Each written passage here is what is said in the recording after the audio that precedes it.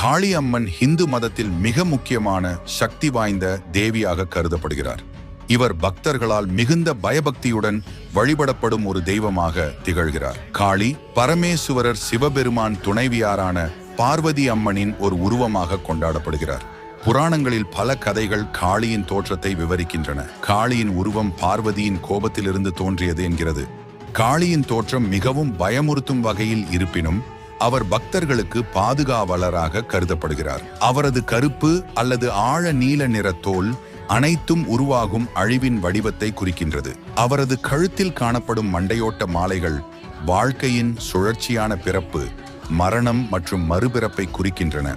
காளியின் உருவம் மட்டுமல்லாமல் அவரது செயல்களும் தீமையை அழித்து அறம், அறிவு மற்றும் உள்மறையை வெளிப்படுத்துவதாக உள்ளன. இவர் இறை பக்தர்களின் உயிர் காவலராகவும் துன்பங்களிலிருந்து தங்களை காக்கும் சக்தியாகவும் விளங்குகிறார்.